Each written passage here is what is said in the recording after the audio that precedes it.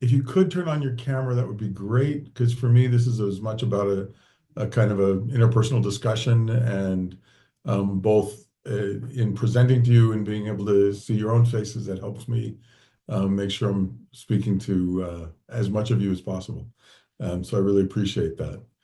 And the most important thing is really for me to say thank you um, to you all, because this is work that I've been doing. In other words, looking at how um, religious communities and clinical science can work together to help people in a host of struggles, and much more importantly, to promote well-being.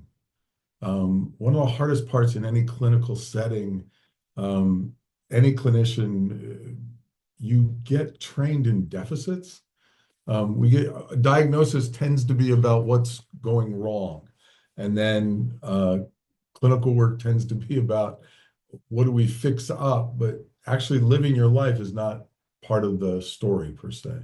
And so, I'll be going into I'll be specifically talking about how I got into doing this, but it goes back to working for 10 years in psychiatric hospitals and working with a lot of very caring people, working with people who've had a wide range of struggles in their families. And inevitably, the biggest challenge being that while we could do a lot of clinical repair, you couldn't sustain that recovery, and that wasn't life. What people were missing was community and meaning. Um, and so what I'm going to be talking about is a way to think structurally in some way, but also, we're all bridge builders, and we're all talking to people of lots of different backgrounds and different worldviews. And so, what language can we use to be just clear that we're simply talking about how humans have always lived, not asking for an agenda to be formed, because this isn't about any of us individually. It's about the work we can do and the service we can provide. And if I could share my screen. So what are we looking at? First and foremost, we're looking at being people, and being people means being with other people. And so we know epidemiologically from public health perspective that there's an epidemic of loneliness. We are not as connected as we've been. We're living in large places, or we're living isolated in more rural places. The kinds of organizations that we would naturally be with, the family time is not what it's been. So what we want to try to do is build bridges across borders, and the borders are going to be a real important part of this talk as well, to help people sustain recovery, to help people to strengthen people's well-being. And in all the talk we've done, again, and I'm going to try to, as much as possible, bring these to single words, single phrases, but the one word kind of defining it is home. And I'm curious, is there a way, I thought of this, for us to do a poll? And this is not a trick question, though it is a question that you could easily answer it either way. So I'm just more curious, the first thought that comes to your mind when you answer the question. So here's the question, and then just put in one of the two answers as soon as the poll comes up. What comes first, hope or home?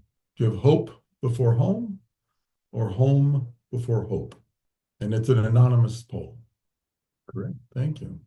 This is the best part of science, is you don't know what the results are going to be beforehand. Okay, hope comes before home. Home comes before hope. And it's pretty divided almost down the middle. When we only have, it's probably just one answer more with 16 people. So we've been going to communities for a long time, talking to people.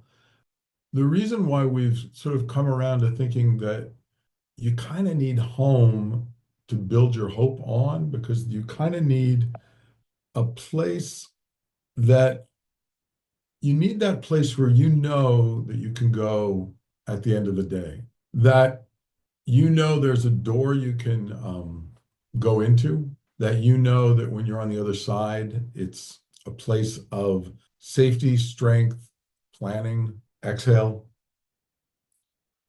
And we also know, and this then becomes the message and the theme that we talk about a lot, is that the good news and the bad news about home, the good news and the bad news about religion is that it's very powerful. And the best feeling in the world is when you've come to the end of a journey, a day, and you turn the key in your front door and you walk into a place you want to be. Now, therefore, the worst feeling in the world is when the other side of that door is a place you don't want to be, or a source of trauma. And the same is true in religion, and the same is true in religious communities. And we've all had the conversations with folks whose only place of hope was when they knew they had a congregation where they would be welcomed and they would receive a strong welcome. And we've all heard the stories, and some had the experiences of our congregations being the sources of shame or guilt. And so the idea is that, how do we help someone feel at home? And I've worked in organizations with unhoused folks, and you eventually are able to provide them a home to be in, a small apartment, just a place that they can make. And it begins to change because they then begin to make these other plans like, who is my community? And so what we want to do is work with communities, work with religious organizations, because that's where you build community. The clinic is going to restore hope. And it's in the community where you're going to be able to sustain hope. And when we talk about mental illness or we talk about substance abuse, you're always going to need to have clinical connections as well for that. So why does religion have to be that? Why are we building these infrastructures, these experiences? Why is Innovating Forward sponsoring all of your work and wanting it to expand in a religious context? There's lots of different ways to form community, aren't there? But what we lose track of sometimes is that religions are real. And when you look at the history of humanity, you will know that you've come to a human settlement, even if there's no one left there. When there are signs of commerce, there's usually signs of trade hundreds of miles away sometimes.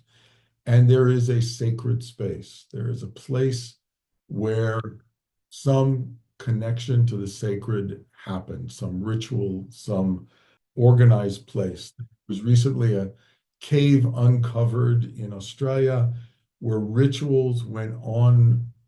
They were able to determine for 500 generations.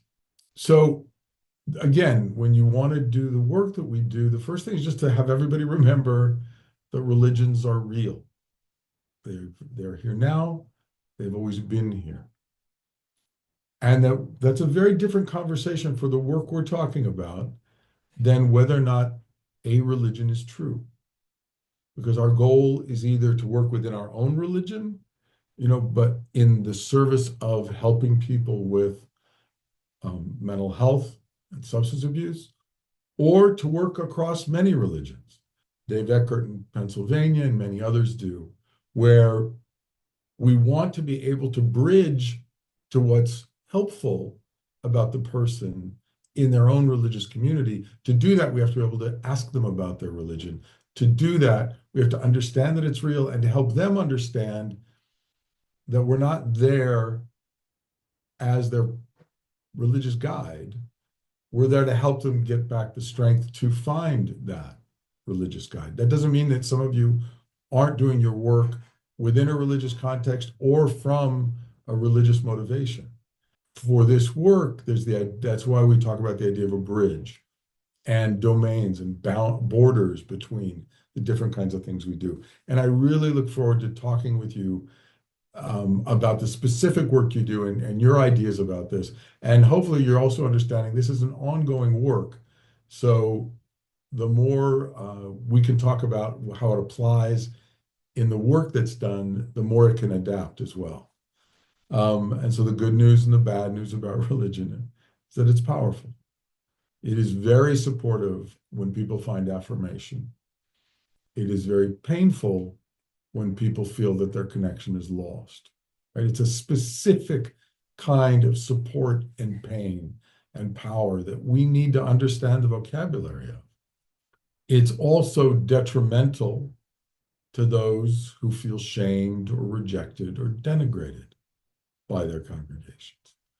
And part of the work sometimes is helping people find different denominations, different congregations, because they want to be on a spiritual path. There's also a context for that. So to think about that, as we've really been trying to think structurally, think of ways we can explain the reality of religion to as many different colleagues as possible. We first think of religion as developmental, except that and especially for our work, it's structural, and that it's cultural, right, or spiritual. So if we want to really understand and just take a minute to think about this and sort of be astonished too, right, that we're born empty, right?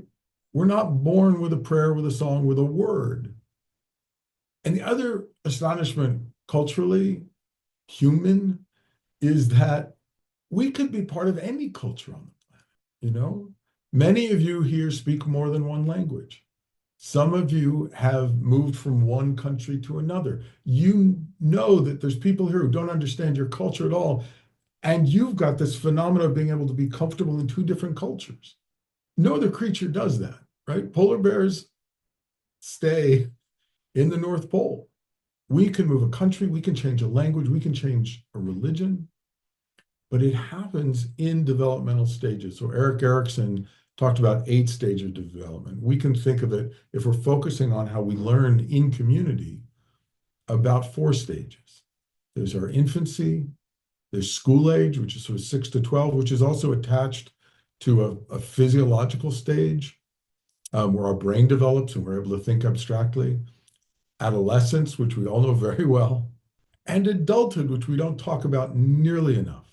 And what Erikson reminds us is that at each of these stages, we have a task. So in infancy, we talk about attachment, and we're learning every year more about how complex the infant to parent relationship and development is, and actually for both of them. In school, you then start to integrate the culture of where you are. You'll learn the rules. That's where, how many of you have seen a 3-year-old like at a T-ball and they hit the ball and then they just want to run whichever way they want to run because they're loving the running. It's only when the brain develops at 6 and on that you actually learn the rules of baseball or learn the rules of football, whichever version of football you play. And it's only then that you begin to you'll hear children say, wait, you have to look both ways before you cross the street. What? And so that's a developmental stage. And that's where you're learning a lot of religion at the level, if you will, of storybook. It's where we get the religious stories. And one of the unfortunate things is for a lot of folks, that's where their religiosity stays. That's where their theology stays, even though their questions, their suffering, and their celebrations have much more adulting. And in adolescence is where you then take all that messaging you got as a child and you start to transform it as you ask, who am I? And that is another stage, which means everybody's making choices about their own religiosity as well. And your task at adulthood, and think about this, right? We're born with nothing. A culture of 1,000 years, a culture of 5,000 years can disappear in one generation. Every year we lose languages on the planet. And so our task as adults is to transmit culture. And if what you are transmitting is religious identity, religious knowledge, you can feel very It can be a burden when you don't feel like you're able to do that. Or if you have a serious mental illness and you can't be part of helping a community, which is very often the case. However, you can be part of a religious community and have a role in making things happen. You might not be comfortable during services. You might want to stand at the back, but then you can go downstairs and help set up the coffee. And you're doing the adult task of generativity, of transmitting culture. And so at each of these stages, you have someone in your life who you're doing that through. It's your maternal person as an infant. Now it's less your family, but it's your family with your friends and your teachers and your neighborhoods in school age. And come adolescence, there's that amazing thing where when you're 8 years old, your parents are the smartest people in the world. And when you're 14 years old, you wonder why they can't use their thumbs and why they're so ignorant and why they don't get stuff. And it is a natural part of development as you're trying to transform your identity to who you are. And then you need, as an adult, someone to transmit. You also have a developmental need. And we can all think of this in the context of religion as well. So, religion is the foundation of most cultures. They exist in most people's lives from their first day. So, we've now seen how rich and entwined that becomes in who we are. And so, whether it's during attachment, there's some beautiful language that Eric Erickson wrote and others have written about even the infant trying to contemplate the infinite. At school age, we're learning all the Bible stories or the scriptural stories of our tradition. By adolescence, we're challenging it. By adult, we're trying to figure out what are our priorities to pass on to the next generation. So that's an incredible, powerful source of hope and affirmation, and therefore a very powerful source of rejection and denigration and stress. So if we think developmentally from a public health view, since most serious mental illness and debilitation happens after early adulthood or later, as well as most substance abuse, that means before you became dysfunctional, all those developmental stages we just talked about, if they were strengthening, are still within you, are still there to reclaim. If they were part of struggle and trauma, there's something that in the clinical setting we need to know about in order to have that be part of the treatment. And so each is something we have to keep in real. Religion is real, therefore we need to be serious about religion. And therefore, because it's from so many of our lives early on, it has all of these powers that you see here, right? You can reclaim, there's that risk of being re-traumatized. And we need to understand people's histories for that. Now, the good news is if you're wanting to build a bridge, religion is structural, which means religions build buildings. And in Cambridge, England, in 1515, King Henry finished the King's College Chapel, which you see here. And 504 years later, in Cambridge, England, the community built the local Muslim center, both to be open to the community, both for a center for Muslims in the community, and also to be in dialogue so that borders can be bridged. And as you can see in the architecture, hopefully you can see it on your screens, of the mosque, it's in literal architectural dialogue with the features of this cathedral, this chapel from 500 years earlier. We build buildings, and the good news for us who want to partner with religious communities is that means there's doors to knock on. There's actual doors to knock on.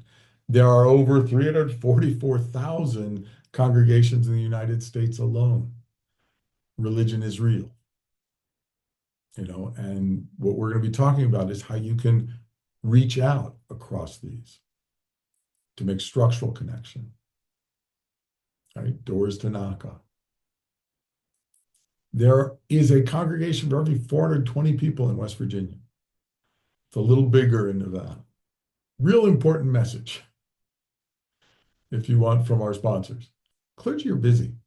So as you're getting ideas about how you're going to partner with clergy, or if you are clergy, you know the clergy are busy. And the problem is people don't get that. And so in England, one of the jokes is that if you were to watch a TV murder mystery, you would assume that this is the way, the ratio of time spent by clergy, because they're always in the in the parish, or they're always in the church, seem to just be practicing the organ, seem to be always available. But in real life, they're being called on, they're making sure the roof's not leaking, they're planning activities, they're at a funeral, they're at a wedding, they're at a naming, they're at a christening, they're at a brit. It goes on. And so before you knock and say, hey, I've got a great idea for you and for some more work for your congregation to do, just remember, clergy are very, very busy. This was one clergy who put together all the different things she does as a college chaplain. And we can talk more about this.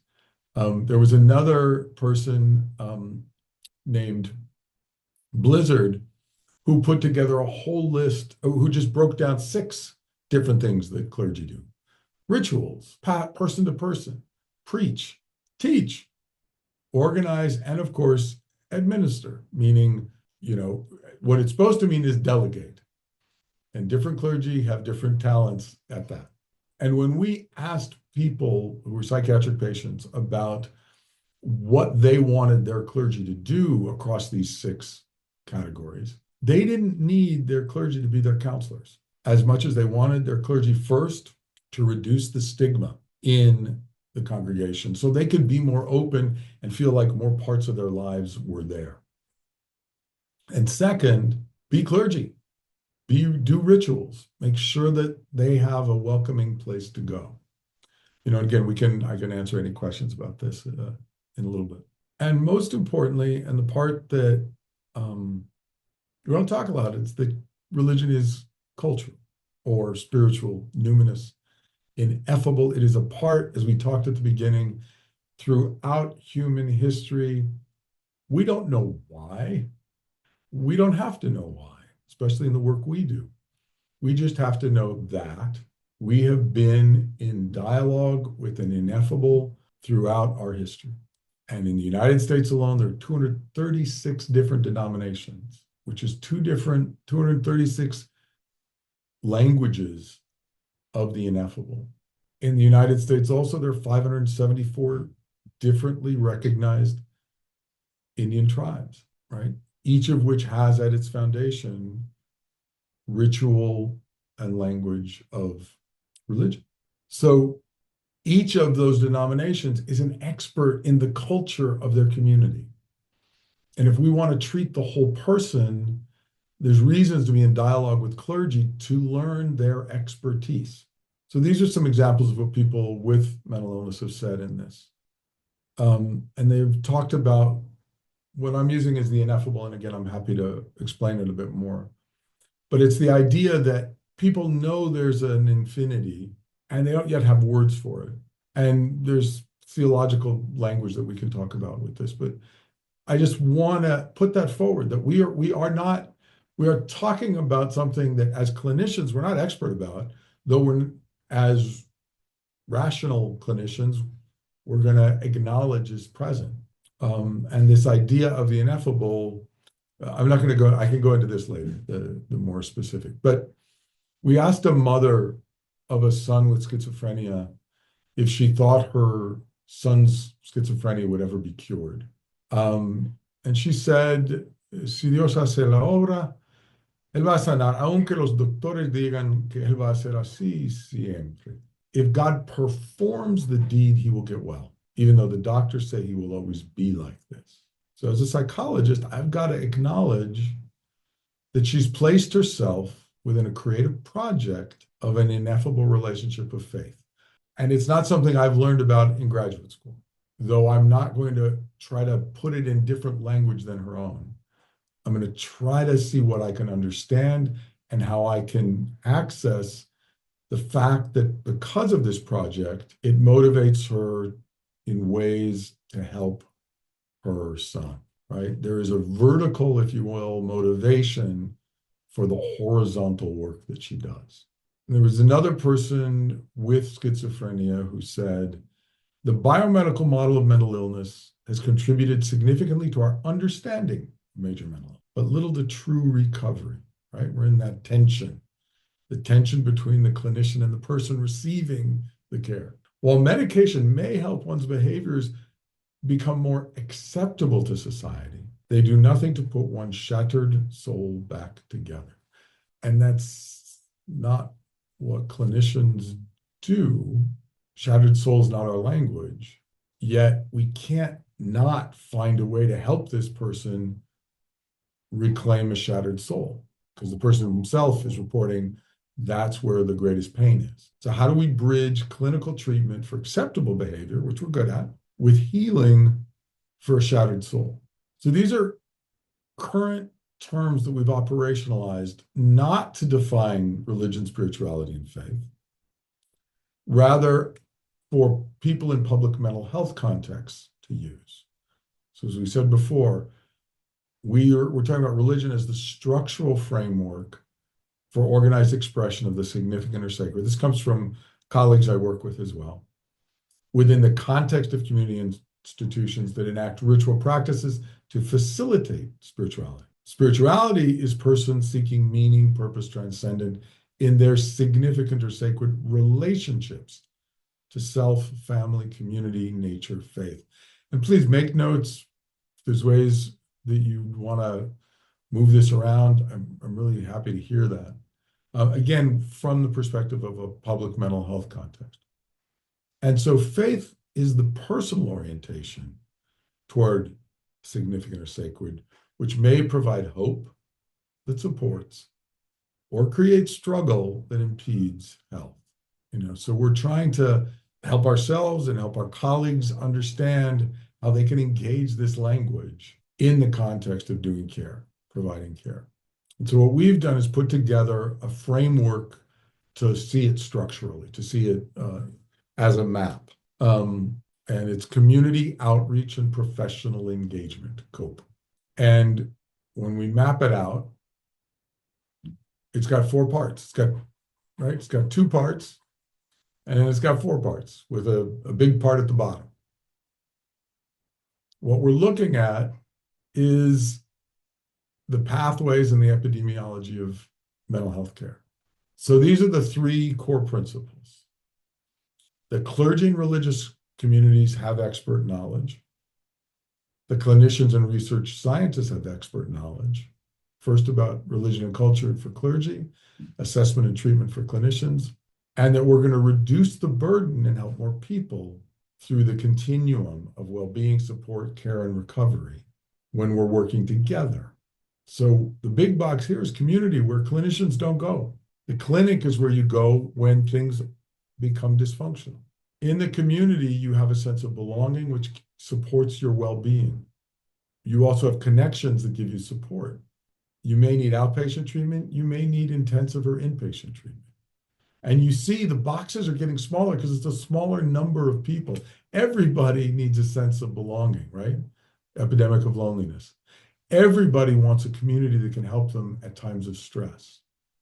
But there's a smaller number of us who are feeling stress, a smaller number of us who are in need of outpatient care, a much smaller number in need of intensive or inpatient care. So when you feel stress, usually we go to our friends, our community, and we get better. That's what happens most of the time. And that's not something that clinicians learn about. We don't learn about well-being and health. When there's dysfunction, then you need to get professional assessment and care. And when that works, there's enough resources, recovery leads you back to community. If something's severe, you'll need possibly inpatient care. And then it's a task of reintegration, which puts you on a path of recovery back to community. The thing that we don't do nearly enough of in community, in clinical care, is remember that we got to get people back to community. We have to always think of what bridge are we building? And most of you are bridge builders, and you understand this. And my hope is that this is a way to visualize what you're already doing, that all I'm doing here is making a map of the work that you do. And when we look at it that way, we remember all these different things that go on. I'm going to zip through this. I can go back. Um, this is the main thing that we try to teach clinicians is that most of what happens is people live in a community, they are okay, they get support from who's around them, and they stay better. Only some people are going to need clinical intervention, and only that hopefully for a small amount of time to then return to community. And to do that, you have to understand all these different aspects of what happens in a religious community, on top of that developmental idea that it happened across your lifespan. And for many, our religions and our traditions have been part of our families for generations. So we can go into each of these details and a lot more, but I do want to leave plenty of time for conversation and questions. And I'm going to stop sharing, but then I'm happy to go back to this or anything else, pull this back up. So thank you all very much. I hope that helps you think about what you do, and you can help us make this a better presentation and structure.